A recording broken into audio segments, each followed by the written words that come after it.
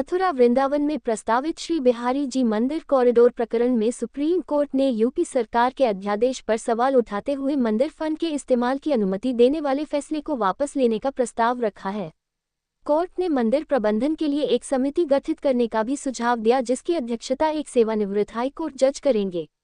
Supreme court ने सोमवार को उत्तर प्रदेश सरकार द्वारा बांके बिहारी मंदिर ट्रस्ट अध्यादेश 2025 लागू करने की जल्दबाजी पर सवाल उठाए। यह अध्यादेश वृंदावन मथुरा स्थित बांके बिहारी मंदिर के प्रबंधन को सरकार के अधीन लाने के लिए बनाया गया था।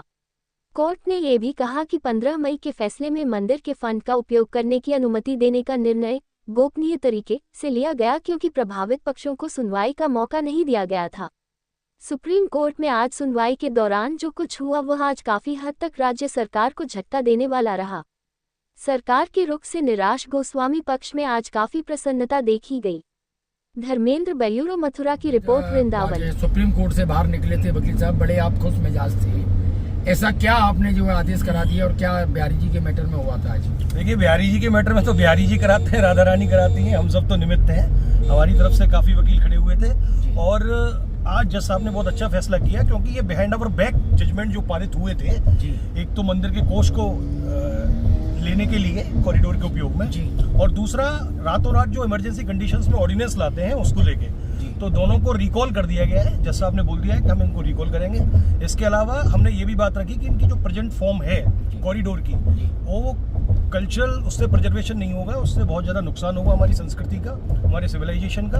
और कुंज गलियाँ इसमें टूट रही हैं, बहुत सारे एंशिएंट मंदिर टूट रहे हैं जो बिहारी जी से भी पुराने हैं, और इसमें कुछ समाधियाँ भी आ रही हैं। तो जज साहब ने कहा नहीं, उन सबको देखा जाएगा, और एक रिटायर्ड हाईकोर्ट के जज हैं, उनकी देखरेख में सारी चीज़ें होंगी। तो इस कॉरिडोर की कॉन्स्टिट्यूशनलिटी को हमने चैलेंज किया है, तो उन्होंने कहा कि आपकी सारे सजेशंस को अकॉर्ड किया जाएगा। और हमने ये भी बताया कि एंशिएंट ये जो एएसआई के अंडर में आते हैं कुछ मंदिर, उनको भी चिन्हित कर लिया गया है। तो जज साहब ने ये भी एश्योरेंस दिलाया है कि सारा चीज़ें कॉन्स्टिट्यूशनली होंगी, कोई भी इसके वायलेशन में नहीं होगा, और कल ये ऑर्डर लिखाया जाएगा रिकॉलिंग का।